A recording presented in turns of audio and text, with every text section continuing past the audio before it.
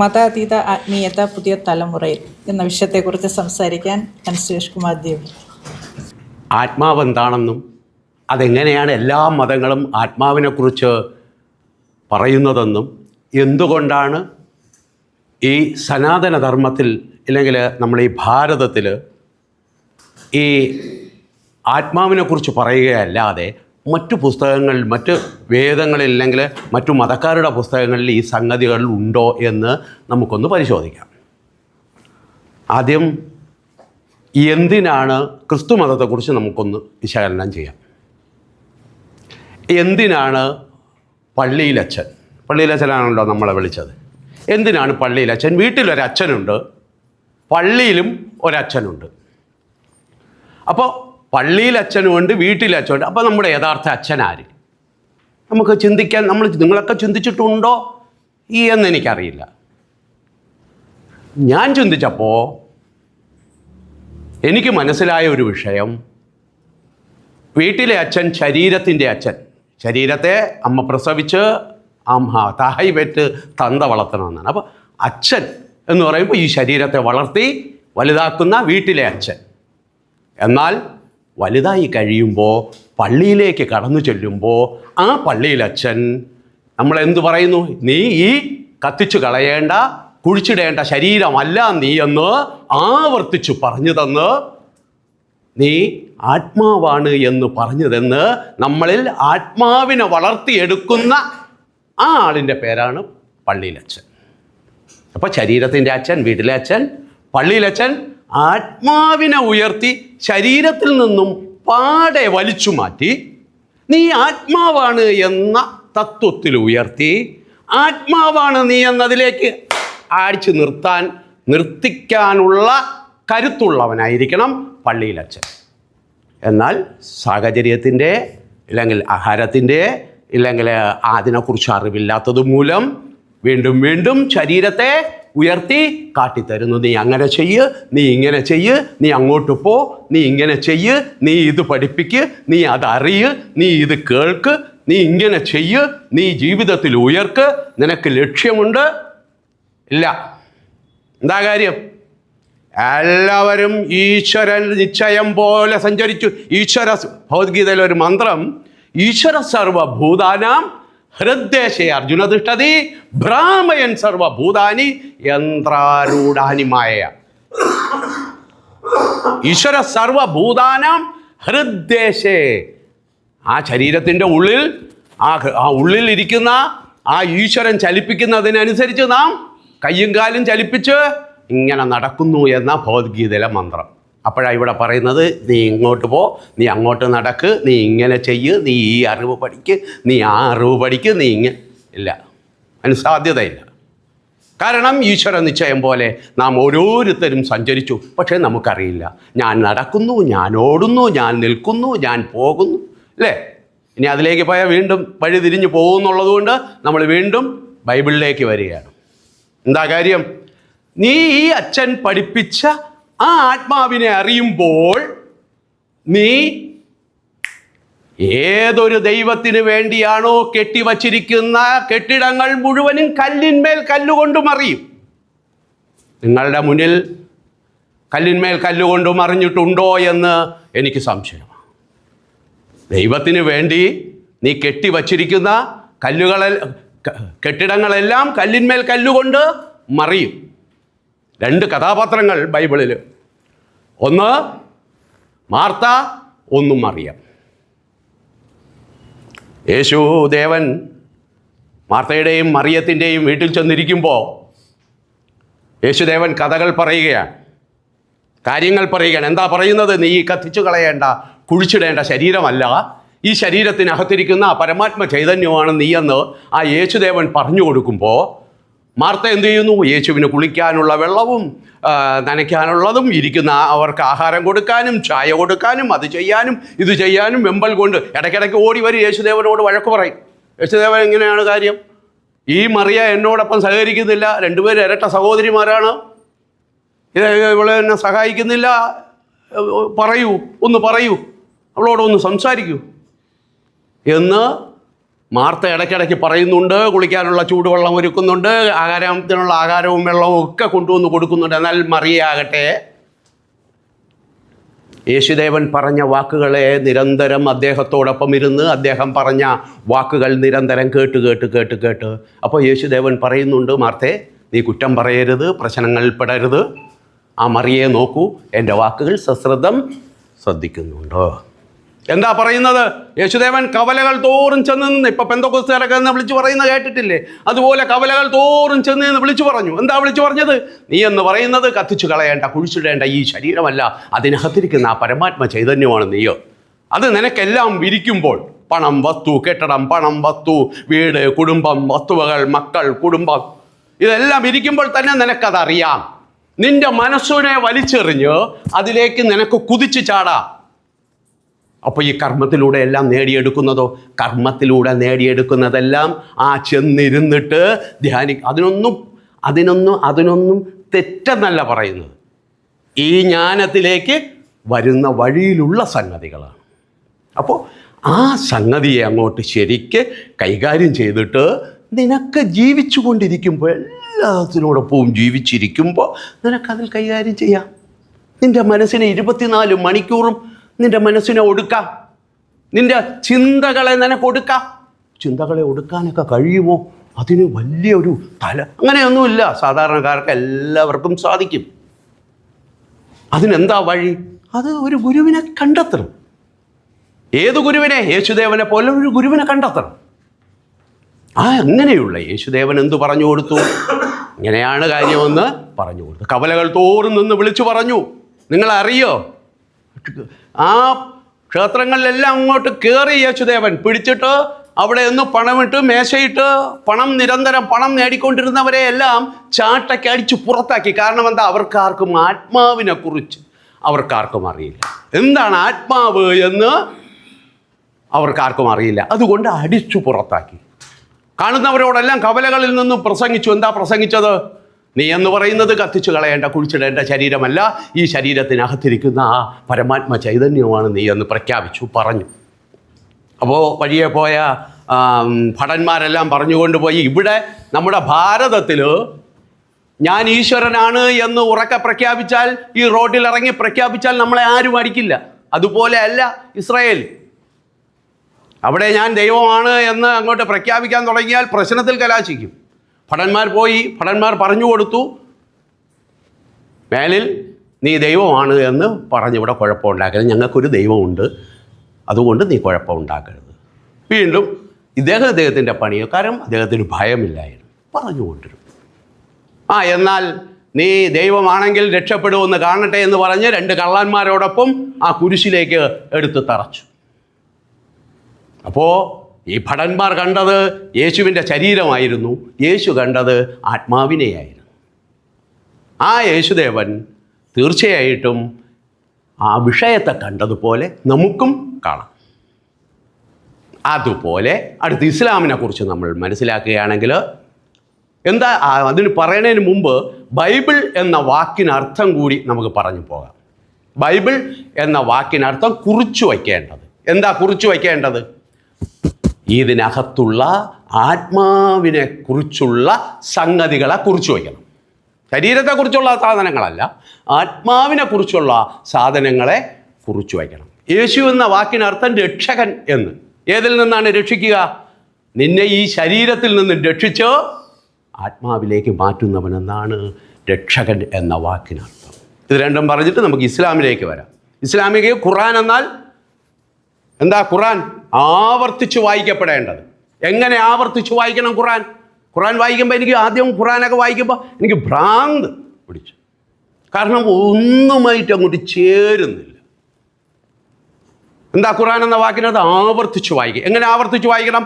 ആദ്യം കണ്ണുകൊണ്ട് വായിക്കണം, പിന്നെ മനസ്സുകൊണ്ട് വായിക്കണം, പിന്നെ ബോധം കൊണ്ട് വായിക്കണം, പിന്നെ പ്രജ്ഞ കൊണ്ട് വായിക്കണം, പിന്നെ ആ ആത്മാവ് കൊണ്ട് വായിക്കണം. ആവർത്തിച്ച് വായിക്കണം. അത് സ്വർഗത്തെക്കുറിച്ചാണ് ഖുർആനിൽ മുഴുവനും പറഞ്ഞത്. അല്ല, നിന്റെ മടക്കം ഖിയാമത്ത് നാളിലേക്കല്ല. ഖിയാമത്ത് നാളെന്ന് പറഞ്ഞാൽ ലോകാവസാനത്തിലേക്ക്. നിന്റെ മടക്കം ഖിയാമത്ത് നാളിലേക്കല്ല. നിന്റെ മടക്കം നരകത്തിലേക്കല്ല. നിന്റെ മടക്കം സ്വർഗത്തിലേക്കല്ല. നിന്റെ മടക്കം അള്ളാഹുവിലേക്ക് അത്രേ. അള്ളാഹു എന്നാൽ നാമവും രൂപവും ഇല്ലാത്തത്. നിന്റെ മടക്കം അള്ളാഹുവിലേക്ക് അത്രേ. ആ അള്ളാഹുവിനെങ്കിലേക്ക് മടങ്ങുന്നതിന് എന്തു വേണം? അതിനെ അറിയണം. ഏതിനെ അറിയണം? നിന്റെ ഉള്ളിലിരിക്കുന്ന സംഗതിയെ നീ അറിയണം. അതിനെന്താ വേണ്ടത്? നിസ്കരിക്കണം. നിസ്കാരത്തിൽ ജനിച്ച് നിസ്കാരത്തിൽ മരിക്കുന്നവരെ എത്രയോ പേരെ നമ്മൾ കണ്ടു. ഇപ്പോഴും അതാണ് തുടർന്നു. ചെറുപ്പക്കാരെല്ലാം അത് തന്നെയാണ് തുടർന്നുകൊണ്ടിരിക്കുന്നത്. നിസ്കാരത്തിൽ ജനിച്ച് നിസ്കാരത്തിൽ മരിക്കൂ. നമ്മൾ പള്ളിയിൽ ജനിച്ചു, പള്ളിയിൽ മരിക്കും. ക്ഷേത്രത്തിൽ ജനിച്ചു, ക്ഷേത്രത്തിൽ മരിക്കും. അതല്ല നമ്മൾ പറയുന്നത്. നീ ഈ ശരീരത്തിൽ ജനിച്ച് ആത്മാവിൽ മരിക്കണം. അപ്പോൾ ഈ പള്ളിയിൽ ചെന്ന് നിസ്കരിക്കുന്നതിന് മുമ്പ് ഉദു എടുക്കണം. കൈയും കാലും കണ്ണും ഒക്കെ എന്താ? കൈ കഴുകുമ്പോൾ അള്ളാഹുവിനെ പരിലാളിക്കുവാൻ, കാല് കഴുകുമ്പോൾ അള്ളാഹുത്വത്തിലേക്ക് നടന്നെടുക്കുവാൻ, കാത് കഴുകുമ്പോൾ അള്ളാഹുവിനെ കുറിച്ച് മാത്രം കേൾക്കുവാൻ, കണ്ണ് കഴുകുമ്പോൾ സർവരിലും അള്ളാഹുവിനെ ദർശിക്കുവാൻ, മൂക്ക് കഴുകുമ്പോൾ അള്ളാഹുവിനെ കുറിച്ചുള്ള മണം മാത്രം എടുക്കുവാൻ, വാ കഴുകുമ്പോൾ അള്ളാഹുവിനെ കുറിച്ച് മാത്രം സംസാരിക്കുവാൻ. എന്നിട്ട് എന്ത് ചെയ്യും? ചെന്ന് കയ്യും കെട്ടി നിൽക്കും. 360 വിഗ്രഹം മക്കയിലിരുന്ന 360 വിഗ്രഹത്തെയും തകർത്തിട്ട് മുഹമ്മദ് എന്ത് പറഞ്ഞു കൊടുത്തു? ആ ഏക ദൈവത്തിലേക്ക് ഞാൻ വളരെ വേഗത്തിൽ അവരെ കൊണ്ടുപോകും. ഈ വിഗ്രഹങ്ങളുടെ ഒരു സ്വാധീനവും ഇല്ലാതെ വളരെ വേഗത്തിലേക്ക് ഞാൻ ആ ആത്മാവിലേക്ക്, അല്ലെങ്കിൽ ആ ഉള്ളറകളിലേക്ക്, ഉള്ളിൻ്റെ ഉള്ളിലേക്ക് കൊണ്ടുപോകാൻ എനിക്ക് കഴിയും ഈ നിസ്കാരത്തിലൂടെ എന്ന് പ്രഖ്യാപിച്ചു. പക്ഷേ കഴിഞ്ഞില്ല. എന്താ കാര്യം? അദ്ദേഹത്തിന് ഹിറാ ഗുഹയിലിരുന്ന് ധ്യാനിച്ചു കൊണ്ടിരുന്ന അദ്ദേഹത്തോട് അള്ളാഹു റഹ്മത്തആല അശരീരിലൂടെ കൽപ്പിച്ചു, മുഹമ്മദേ നീ എന്നെ കാണുന്നുണ്ടോ മുഹമ്മദേ? അള്ളാഹു റഹ്മത്തആല ഞാൻ കാണുന്നില്ല. അള്ളാഹു റഹ്മത്തആല മുഹമ്മദേ നീ എന്നെ അറിയുന്നുണ്ടോ മുഹമ്മദേ? അള്ളാഹു റഹ്മത്തആല ഞാൻ അറിയുന്നില്ല. അള്ളാഹു റഹ്മത്തആല മുഹമ്മദേ നീ എന്നെ കാണുന്നില്ലേ മുഹമ്മദേ? അള്ളാഹു റഹ്മത്തആല ഞാൻ കാണുന്നില്ല. മുഹമ്മദേ ഞാൻ നിൻ്റെ മനസ്സാണ് ഞാൻ. ആരാ പറഞ്ഞു കൊടുക്കുന്നത്? ജിബ്രീൽ വഴിയാണ് കേൾക്കുന്നത്. ജിബ്രീൽ എന്ന് പറഞ്ഞാൽ മാലാഹ. നേരിട്ട് കേട്ടതല്ല, ഒരു മാലാഹ വഴി കേൾക്കുന്നു. ഞാൻ നിൻ്റെ ഉള്ളിലിരിക്കുന്നു മനസ്സായിട്ട്. അതിനെയാണോ അറിയുന്നത്? അല്ല. എന്താ സക്കാത്ത്? നമ്മൾ ചെറിയ വിഷയമാണ്. എന്താ സക്കാത്ത്? ഹിറാ ഗുഹയിലിരുന്ന് ധ്യാനിച്ചുകൊണ്ടിരുന്ന മുഹമ്മദിനോട് അള്ളാഹു റഹ്മത്തആല അശരീരിലൂടെ കൽപ്പിച്ചു, മുഹമ്മദേ നിൻ്റെ ധനത്തിൽ പകുതി പാവപ്പെട്ടവനുള്ളതാണ്. അത് നിൻ്റെ ഔദാര്യമല്ല, അവരുടെ അവകാശമാണ്. അതിനെന്താ അള്ളാഹു റഹ്മത്തആല എൻ്റെ കയ്യിൽ ഒരു ദിർഹവും ഇല്ലല്ലോ. അള്ളാഹു റഹ്മത്തആല ഒരു ദിർഹവും എൻ്റെ കൈവശമില്ലല്ലോ. ഞാൻ എങ്ങനെയാണ് കൊടുക്കുക? ഞാൻ പാവപ്പെട്ടവനാണെന്ന് അള്ളാഹുവിനെ അറിയില്ലേ? ഞാൻ എന്താ കൊടുക്കുക? മുഹമ്മദേ നിൻ്റെ കയ്യിലിരിക്കുന്ന ധനത്തെക്കുറിച്ചല്ല ഞാൻ പറഞ്ഞത്, നിൻ്റെ കയ്യിലിരിക്കുന്ന എന്നെക്കുറിച്ചുള്ള അറിവാണ് ഇപ്പോൾ കൊടുക്കാൻ പറഞ്ഞത്. മുഹമ്മദ് വിറച്ചു അവിടെ കിടന്നു. അപ്പോൾ വീണ്ടും അശരീരി ജിബ്രീൽ വഴി കൽപ്പിച്ചു, മുഹമ്മദേ ഭാര്യ ഖദീജയും മകൾ ഫാത്തിമയും വീട്ടിൽ കാത്തിരിപ്പുണ്ട്, അങ്ങോട്ടേക്ക് പൊയ്ക്കോളൂ. മുഹമ്മദ് അവിടെ നിന്ന് ഓടിച്ചെന്നു. അവിടെ ചെന്നപ്പോൾ ഖദീജ അദ്ദേഹത്തിൻ്റെ ഭാര്യയാണ്. 25 വയസ്സാണ് അദ്ദേഹത്തിന്. ഖദീജയ്ക്ക് 40 വയസ്സും. വന്ന ഉടനെ അദ്ദേഹത്തെ കെട്ടിപ്പിടിച്ച് തെരുതെരെ ചുംബിച്ചു. എന്താ പറഞ്ഞത്? ഖദീജ എന്താ പറഞ്ഞത്? മുഹമ്മദേ എവിടെയായിരുന്നു? എന്താ വിറയ്ക്കുന്നത്? എന്താ വിറയ്ക്കുന്നതിന് കാരണമെന്ത്? അവിടെ എന്താ മുഹമ്മദേ എന്ന് വിളിക്കാൻ കാരണം? മുഹമ്മദേ എന്ന് വിളിക്കാൻ കാരണം ഇവിടെയാണ്, ഈ സംസ്കാരത്തിൽ മാത്രമാണ് ചേട്ടാ എന്നും ഭവ്യതയും ബഹുമാനത്തോടു കൂടിയും ഭാരത സംസ്കാരമാണ്. അവരുടെ സംസ്കാരത്തിൽ അത്തരം ബഹുമതികളൊന്നുമില്ല. ഭർത്താവിനെയും അച്ഛനെയും അപ്പൂപ്പനെയും ഒക്കെ പേര് പറഞ്ഞ് തന്നെയാണ് വിളിക്കുന്നത്. അതുകൊണ്ട് കെട്ടിപ്പിടിച്ചു തെരുതെരെ ചുംബി. എന്താ വിറയ്ക്കുന്നത്? പനിയാണോ? സുഖമില്ലേ? എന്താ? അത് ഹിറാ ഗുഹയിൽ ധ്യാനിച്ചു കൊണ്ടിരുന്നപ്പോൾ അള്ളാഹു റഹ്മത്തആല അശരീരിലൂടെ കൽപ്പിച്ചിരിക്കുന്നു, എൻ്റെ ധനത്തിൽ പകുതി പാവപ്പെട്ടവനുള്ളതാണ്. അത് നമ്മുടെ ഔദാര്യമല്ല, അവൻ്റെ അവകാശമാണ് എന്ന് അള്ളാഹു റഹ്മത്തആല കൽപ്പിച്ചു. അതെന്താ മുഹമ്മദേ? നമ്മുടെ മുഴുവൻ സമ്പത്തും അവർക്ക് കൊടുക്കാം. അപ്പോൾ മുഹമ്മദ് പറഞ്ഞു, അല്ല, നമ്മുടെ കയ്യിലിരിക്കുന്ന ആ പണമല്ല, അല്ലെങ്കിൽ സമ്പത്തല്ല നമുക്ക് കൊടുക്കാനുള്ളത്, എന്നിലിരിക്കുന്ന അറിവാണ്. അതുകൊണ്ട് ഇപ്പോൾ സക്കാത്ത് എന്ത് കൊടുക്കും? അരി കൊടുക്കും. എന്തുകൊണ്ട്? അറിവില്ലാത്തത് കൊണ്ട്. അപ്പോൾ സക്കാത്ത് കൊടുക്കാൻ പറയുന്നത് ഏത്? നിൻ്റെ ഉള്ളിലിരിക്കുന്ന സത്യത്തെ, സത്യമെന്താണ് എന്ന അറിവ് നീ ആളുകളിലേക്ക് വിതരണം ചെയ്യുക. അതാണ് സക്കാത്ത്. അത് കൊടുക്കാൻ ആർക്ക് കഴിയും? ആർക്കാ കൊടുക്കാൻ കഴിയുക? കൊടുക്കുന്നവർ കൊടുത്താൽ തന്നെ എന്താ കാര്യം? ഇത് ഇസ്ലാമിനെതിരാണെന്ന് പറഞ്ഞ് അവനെ വെട്ടിക്കൊല്ലും. അതെല്ലാം നേരത്തെ പറഞ്ഞതുപോലെ ഈശ്വര നിശ്ചയം പോലെ സംഭവിക്കുന്നു. അതിന് നമുക്കൊരു തർക്കവും ഇല്ല. ഇനി അടുത്ത് നമുക്ക് ഹിന്ദു മതത്തിലേക്ക് വരാം. ഹിന്ദു മതത്തിലേക്ക് വന്നാൽ, ഇല്ലെങ്കിൽ ഹിന്ദു എന്നൊരു മതമുണ്ടോ? അങ്ങനെ ഒന്നും ഇല്ല. കാര്യം സനാതനധർമ്മം. കാരണം സനാതനധർമ്മം എല്ലാറ്റിലും ഈശ്വരനെ കാണാൻ പ്രേരിപ്പിക്കുകയാണ്. അച്ഛനും അമ്മയിലും ദൈവത്തിനെ കാണുന്നവരുണ്ട്, ചിത്രങ്ങളിൽ ദൈവത്തിനെ കാണുന്നവരുണ്ട്, വിഗ്രഹങ്ങളിൽ ദൈവത്തിനെ കാണുന്നവരുണ്ട്, ഗുരുവിൽ ദൈവത്തെ ദർശിക്കുന്നവരുണ്ട്, മനസ്സിൽ ദൈവത്തെ ദർശിക്കുന്നവരുണ്ട്, ബോധത്തിൽ ദൈവത്തെ ദർശിക്കുന്നവരുണ്ട്, പ്രജ്ഞയിൽ ദൈവത്തെ ഈശ്വരനായി തീരുന്നവരുമുണ്ട്. നമുക്ക് ചോദിക്കാനുള്ളത്, നമുക്ക് ഓരോരുത്തർക്കും ആർക്കെല്ലാം ഞാൻ ഈശ്വരനാണ് എന്ന് പ്രഖ്യാപിക്കാനുള്ള കരുത്ത് ആർക്കുണ്ട്? യെസ്, അതാണ് വേണ്ടത്.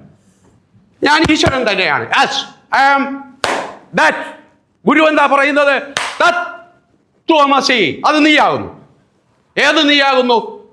ഈ കത്തിച്ചു കളയേണ്ട, കുഴിച്ചിടേണ്ട ഈ ശരീരമല്ല നീയോ. ഈ ശരീരത്തിനകത്തിരിക്കുന്ന പരമാത്മ ചൈതന്യമാണ് എന്ന് അങ്ങോട്ട് ആവർത്തിച്ചു പറഞ്ഞു തരുന്നു. തത്വമസി. തത്വമസി എന്ന് പറഞ്ഞാൽ നാല് വേദങ്ങൾ, ഋഗ്വേദം, യജുർവേദം, സാമവേദം, അഥർവേദം, 4 വേദങ്ങൾ. അതിൽ 4 മഹാവാക്യങ്ങൾ. തത്വമസി, അയമാത്മാ ബ്രഹ്മ, പ്രജ്ഞാനം ബ്രഹ്മ, അഹം ബ്രഹ്മാസ്മി. 4 വാക്കുകൾ. അതിൽ ആദ്യത്തെ ആ വാക്ക് ഉപദേശവാക്യം തത്വമസി. ആ തത്വമസി എന്ന് ഗുരുവിനിൽ നിന്നും കേട്ട്, യെസ് ഐ ആം ദാറ്റ്, ഞാൻ അതാകുന്നു എന്ന് മനസ്സിലാക്കിയിട്ട് നിരന്തരം മനനം ചെയ്യണം. അയമാത്മാ ബ്രഹ്മ, അയമാത്മാ ബ്രഹ്മ. എന്നിലിരിക്കുന്ന ആത്മാവ് ബ്രഹ്മമാകുന്നു, എന്നിലിരിക്കുന്ന ആത്മാവ് ബ്രഹ്മമാകുന്നു. അങ്ങനെ പറഞ്ഞ് നിരന്തരം ആവർത്തിച്ച് ആ പ്രജ്ഞയിലേക്ക് വന്ന്, ശരി, പ്രജ്ഞാനം ബ്രഹ്മ, എൻ്റെ പ്രജ്ഞയാണ് ബ്രഹ്മം. നിരന്തരമായ മനനത്താൽ യെസ്, 4ാമത്തെ വാക്യം, മഹാവാക്യം, അഹം ബ്രഹ്മാസ്മി. യെസ്, ഉറപ്പിക്കുന്നു, അഹം ബ്രഹ്മാസ്മി. എന്തു വേണം? മനനം വേണം. ഇത് അറിവ്, ഇത് പരോക്ഷജ്ഞാനം. അറിവ്, ഇതിൻ്റെ അനുഭവം വേണം. അഹം ബ്രഹ്മാസ്മി എന്ന് വേണമെങ്കിൽ മനനം ചെയ്തിരിക്കണം. എങ്ങനെയാണ് മനനം ചെയ്യുക? ആദ്യം നാമവും രൂപവും ഉള്ളതിനെ വൈഖരിയാൽ പറയുന്നു. നാമവും രൂപവും ഉള്ള ഓം നമ ശിവായ, ഓം യേശുവേ നമ, ഓം നമ ശിവായ, ഓം അള്ളാഹുവേ, ഇല്ലെങ്കിൽ വെറും അള്ളാഹുവേ നമ, ഇല്ലെങ്കിൽ യേശുവേ നമ, ഇല്ലെങ്കിൽ നമ ശിവായ, ദേവിയെ നമ, ഏത് വാക്ക് ഉപയോഗിക്കാം. വൈഖരിയായിട്ട്, ചുണ്ടുകൊണ്ട് പറയുന്നതിന് വൈഖരി എന്ന് പറയും. വൈഖരിയായിട്ട് നിരന്തരം മനനം ചെയ്യുന്നു. എപ്പോഴൊക്കെ? എപ്പോഴും. ഇരിക്കുമ്പോൾ, കിടക്കുമ്പോൾ, നിൽക്കുമ്പോൾ, നടക്കുമ്പോൾ, സുഖിക്കുമ്പോൾ, കരയുമ്പോൾ, ചിരിക്കുമ്പോൾ, എപ്പോഴും 24 മണിക്കൂറും പറയാം. അത് താനേ നിങ്ങൾ ഉള്ളിലേക്ക് കഴുകി. ആഹാരം കൃഷി ചെയ്തു, എല്ലാം വിളയിച്ചു, എല്ലാം റെഡിയാക്കി, ആഹാരം നെല്ലുകുത്തി, അരിയാക്കി, ഉണക്കി കൊണ്ടുവന്നു, ചാക്കിൽ വച്ചു, ചോറ് വച്ചു, കറി വച്ചു, എല്ലാം റെഡിയാക്കിയിട്ട് ഉരുട്ടി വായ്ക്കകത്ത് വച്ച് കഴിച്ചു കഴിഞ്ഞിട്ട് യവൻ എങ്ങോട്ട് പോകണം, എന്ത് ചെയ്യണം, ഏത് ചെയ്യണമെന്ന് നമുക്ക് നിശ്ചയിക്കാൻ പറ്റുമോ? അതുവരെ നമുക്ക് ചെയ്യാം. ഉള്ളിലേക്ക് ആ നാമവും രൂപമുള്ള മന്ത്രത്തെ നമ്മളങ്ങോട്ട് അകത്തേക്ക് ഇറക്കി കൊടുത്തപ്പോൾ എന്ത് ചെയ്തു? അത് മധ്യമയിലേക്ക് വന്നു. മധ്യമയിൽ വന്നപ്പോൾ അതിൻ്റെ പേരെന്തായി? ശിവോഹം എന്ന മന്ത്രമായി. ശിവോഹത്തിന് എന്താ? നാമവും രൂപവും ഉള്ള മന്ത്രത്തിൽ നിന്നും ശിവോഹത്തിനുള്ളത് അത് നാമം മാത്രമായി, രൂപമില്ലാതെയായി. അതിൻ്റെ പേര് ശിവോഹം. ഇവിടെ മധ്യമയിൽ ആ മന്ത്രം എത്തുമ്പോൾ ശിവോഹം. അപ്പോൾ വിവാഹം കഴിക്കാമോ? വിവാഹമൊക്കെ കഴിക്കാൻ കുഴപ്പമൊന്നുമില്ല. അപ്പോൾ വിവാഹം കഴിക്കാത്തവരോ? അത് അവരുടെ പ്രാരബ്ധം. അവർക്ക് അങ്ങനെയാണ് വിധിച്ചിരിക്കുന്നത്. വിധിയൊന്നും നമുക്ക് തടുക്കാനൊന്നും നമുക്ക് കഴിയുമോ? ഇല്ല. അപ്പോൾ അത് ഇവിടെ വന്നപ്പോൾ, മധ്യമയിൽ വന്നപ്പോൾ രൂപം പോയി, നാമം മാത്രമായി, ശിവോഹം എന്ന മന്ത്രമായി. അത് കഴിഞ്ഞ് താഴേക്ക് പശ്യന്തിയിലേക്ക് ആ മന്ത്രം വന്നപ്പോൾ ഓം എന്നായി. അതിന് നാമരൂപ രഹിതമായി തീർന്നു. അത് കഴിഞ്ഞപ്പോൾ ആ മന്ത്രം പ്രാണനെ ഉള്ളിലേക്ക് വലിക്കുമ്പോൾ സ്വ എന്നും, വെളിയിലേക്ക് വിടുമ്പോൾ ഹം സ്വാഹ, സഹാഹം സ്വാഹ എന്ന മന്ത്രത്തിലേക്ക് കടുപ്പിച്ചു. അത് കഴിഞ്ഞപ്പോൾ അടുത്ത് അടുത്ത സ്ഥലത്ത് വന്നപ്പോൾ മനസ്സിനെ നിരീക്ഷിക്കാൻ തുടങ്ങി. ആ മനസ്സിനെ നിരീക്ഷിച്ചു കൊണ്ടിരുന്നപ്പോൾ പിന്നെ എന്ത് സംഭവിച്ചു? അടുത്ത പ്രാണനെ നിരീക്ഷിക്കാൻ തുടങ്ങി. പിന്നെ എവിടെയുണ്ട്? പരയിലേക്ക് വരണം. പരയിലേക്ക് വരണമെങ്കിൽ എന്ത് വേണം? ശ്രദ്ധയും മനസ്സും വേണം. ഈ പരയിലേക്ക് താഴേക്ക് ആ മന്ത്രം വീണ്ടും താഴേക്ക് ഇറങ്ങി ആ പ്രാണനെയും മനസ്സിനെയും വെളിയിലേക്ക് വിട്ട് പ്രാണൻ അവിടെ തന്നെ സദാ ശ്രദ്ധ അവിടെ തന്നെ നിലനിൽക്കും. ഇത് എപ്പോഴും നടക്കുമോ? എപ്പോഴും. ചെറുപ്പക്കാർക്കോ പണമുള്ളപ്പോൾ പണം ഇല്ലാത്തപ്പോൾ സുഖമുള്ളപ്പോൾ സുഖം ഇല്ലാത്തപ്പോൾ ഓക്കെ. ഇതാണ് സനാതനധർമ്മം നമ്മളോട്. മറ്റതെല്ലാം പരോക്ഷ ജ്ഞാനമാണെങ്കിൽ ഇത് അപരോക്ഷ ജ്ഞാനം. അപരോക്ഷത്തിൽ കൈകാര്യം ചെയ്യാനുള്ള കരുത്ത് നമുക്കുണ്ടായേ പറ്റൂ, ഉണ്ടാകണം. ഈ മനനമില്ലാതെ ആരെന്തറിവ് പറഞ്ഞാലും നമുക്കതങ്ങോട്ട് ചേരാനാകില്ല. ഞാൻ ഇങ്ങനെയാണ് ചെയ്യുന്നത്, കുഴപ്പമുണ്ടോ? ഇല്ല. ഞാൻ പടത്തിനെയാണ് പൂജിക്കുന്നത്, പ്രശ്നമുണ്ടോ? ഇല്ല. ഇന്ന് ഞാൻ വീട്ടിൽ വിളക്ക് കത്തിച്ച് പടത്തിൻ്റെ മുമ്പിൽ പ്രാർത്ഥിക്കുമ്പോൾ എൻ്റെ കൂട്ടുകാരൊക്കെ ചിലർ വന്നിട്ട് പറയടേ നിൻ്റെ ഉള്ളിലാണ് ദൈവമെന്ന് നീ പറഞ്ഞിട്ട് നീ ഇപ്പോഴും പടത്തിനെ വെച്ചാണല്ലോ പൂജിക്കുന്നത്, അതെന്താണ് അങ്ങനെ എന്ന് പറയുമ്പോൾ ഞാൻ പറയും, ഞാൻ ആ പടത്തിൽ നിന്നും കരകയറി, എൻ്റെ ഭാര്യയും മകളും ഇതേവരെ ആ പടത്തിൽ നിന്നും കരകയറിയിട്ടില്ല. അവർക്ക് വേണ്ടി ഞാൻ അവരോടൊപ്പം ചേർന്ന് നിന്ന് ഭഗവാനെ എന്ന് പറ, അവരോടൊപ്പം നിന്ന് രാമ രാമ രാമ രാമ രാമ രാമ പാകിമാം, രാമപാദം ചേരണേ മുകുന്ദ രാമ പാകിമാം. രാമ എന്ന് പറഞ്ഞാൽ ആത്മാവ്, ആത്മാവ്, ആത്മാവ്, ആത്മാവ്, ആത്മാവ്, ആത്മാവ്. രാമ രാമ രാമ രാമ രാമ രാമ പാകിമാം, ആത്മാവിൻ്റെ പാദം ചേരണേ മുകുന്ദ രാമ പാകിമാം. ആത്മാവിൻ്റെ ഭാഗം ചേരണേ. അപ്പൊ ഈശ്വരൻ എന്ന് പറയുന്നത് ഞാനാണെങ്കിൽ ആ പ്രഖ്യാപനം ഒടുങ്ങണം. ആ പ്രഖ്യാപനം ഒടുങ്ങണം. എങ്ങനെയാണ് ആ പ്രഖ്യാപനം ഒടുങ്ങുക? ഈശ്വരനെ രണ്ടായിട്ട് മുറിച്ച് പകുതി മായയുടെ ആഭാസമെന്നും പകുതി ബ്രഹ്മത്തിൽ ആരോപിതമെന്നും പറഞ്ഞ് ഈശ്വരനെ രണ്ടായിട്ട് മുറിച്ച് രണ്ടായിട്ട് തിരിച്ചുവിടും. അതൊക്കെ വലിയ തലങ്ങളാണ്, വെറുതെ കുഴപ്പങ്ങളുണ്ടാക്കേണ്ട. രണ്ടായിട്ട് ഈശ്വരനെയൊക്കെ തട്ടിക്കളയേണ്ട രീതി സനാതനധർമ്മത്തിൽ ഉണ്ട്. അതൊക്കെ ത്രാണിയുള്ളവർക്കും തൻ്റെ ഇടമുള്ളവർക്കും എപ്പോഴും സമീപിക്കാം. എപ്പോഴും അവർക്ക് നമ്മൾ ഇതിനെക്കുറിച്ച് പറയാൻ ആവർത്തിച്ച് ലക്ഷം പ്രാവശ്യം അവരോട് യാതൊരു തരത്തിലുള്ള സങ്കോചവും ഇല്ലാതെ ചോദിക്കുന്നവർക്ക് ആവശ്യം പോലെ നിരന്തരം പറഞ്ഞുകൊണ്ടേയിരിക്കാം. അപ്പോൾ ആത്മാവ് എന്താണെന്ന് മാത്രം ഇതുവരെ മനസ്സിലായില്ല. അതുകൂടെ പറഞ്ഞ് നമുക്ക് നിർത്താം. കാരണം എനിക്ക് 15 മിനിറ്റാണ് തന്നത്. അപ്പോൾ ആത്മാവ് എന്ന് പറയുന്നത് എൻ്റെ വീട്ടിൻ്റെ നടവഴി എൻ്റെ വീട്ടിൽ കൂടെ വരുമ്പോൾ എൻ്റെ വീട്ടിനകത്തൊരു വിളി കേൾക്കുന്നു, എൻ്റെ ചേട്ടൻ പോയേ എന്നൊരു വിളി കേൾക്കുന്നു. എല്ലാവരും കൂടെ ഇപ്പം ഒരാൾ അപ്പൂപ്പനാണ് അതുവഴി പോകുന്നത്, ഇന്നയാൾ അന്ന് സംസാരിച്ച ആൻ്റെ വീടല്ലേ, നമുക്കൊന്ന് കയറി നോക്കാമെന്ന് പറഞ്ഞ് വീട്ടിൽ കയറുമ്പോൾ ഞാൻ കിടന്ന് ഉറങ്ങുന്നു. എൻ്റെ ഭാര്യ അടുക്കയിരുന്ന് വിളിക്കുന്നു, എൻ്റെ ചേട്ടൻ പോയേ. അപ്പോൾ വന്ന് എൻ്റെ ഭാര്യയോട് കേൾക്കും, നിൻ്റെ ചേട്ടൻ എവിടെ പോയെന്നാണ് പറയണത്? നിൻ്റെ ചേട്ടനെ എനിക്കറിയാമെന്നല്ലോ, അന്ന് സംസാരിച്ച ആളല്ലേ ഈ കിടക്കുന്നത്. ഇയാൾ എവിടെ പോയെന്നാണ് പറയുന്നത്? ഇയാൾ എവിടെ പോയി എന്നാണ് പറയണത്? ഇയാൾ ഇവിടെ കിടക്കുകയല്ലേ? അത് അപ്പോൾ എൻ്റെ ഭാര്യ പറയും, എൻ്റെ ചേട്ടൻ ചത്തുപോയി, എൻ്റെ ചേട്ടൻ സത്തുപോയതിനാണ് പറഞ്ഞ് ലോപിച്ച് ചത്തുപോയി എന്നായത്.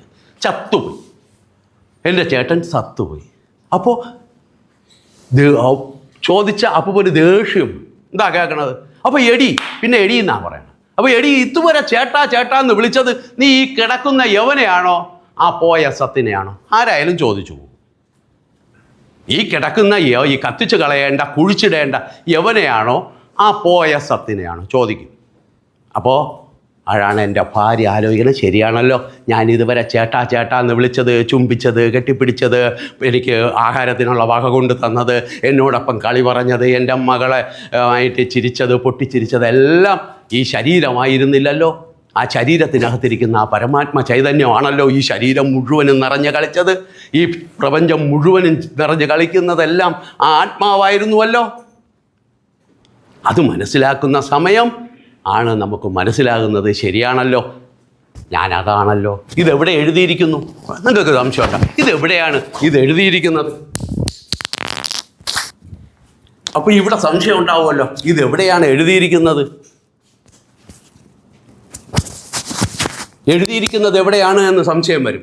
രാമായണത്തിലെ താരോപദേശം എന്ന വാക്കിലാണ്. രാമായണത്തിലെ താരോപദേശം എന്ന ഭാഗം നിങ്ങൾ എടുത്ത് വായിച്ചു നോക്കുമ്പോൾ ഇത് അതേപടി വരും. താര രാമനോട് പറയുകയാണ്, രാമ, എൻ്റെ ഭർത്താവിനെ നീ കൊന്നില്ലേ? എൻ്റെ ഭർത്താവ് നിന്നോട് എന്ത് തെറ്റാണ് ചെയ്തത്? അതുകൊണ്ട് രാമ, നീ ഒരു കാര്യം ചെയ്യ്, നീ എന്നെ കൂടി വധിച്ചു കളഞ്ഞേക്ക്. അപ്പോഴാണ് രാമൻ ഈ ഇത് പറഞ്ഞു കൊടുക്കുന്നത്. ഇങ്ങനെയാണ്, ഇന്നതാണ്, ആത്മാവാണ്, നിനക്ക് സാക്ഷാത്കാരത്തിന് സമയമായി, നിനക്ക് സാക്ഷാത്കാരം വന്നു ചേർന്നിരിക്കുകയാണ്, അതിനു വേണ്ടിയാണ് നിന്നെ ഈ സങ്കടത്തിലേക്ക് കൊണ്ടുവന്നത്. അതുകൊണ്ട് ഒരുപാട് പറഞ്ഞ് കുഴപ്പമാക്കണില്ല. ഞാൻ 20 വർഷം പറഞ്ഞത് ഒരു നിമിഷം കൊണ്ട് പറയാൻ പറഞ്ഞാൽ ഞാൻ എങ്ങനെയാണ് പറയുക? എനിക്ക് ഒരു ചെറിയ രീതിയിൽ കൈകാര്യം. ഓക്കെ, എന്നാലും എല്ലാ ഗുരുക്കന്മാർക്കും എല്ലാവർക്കും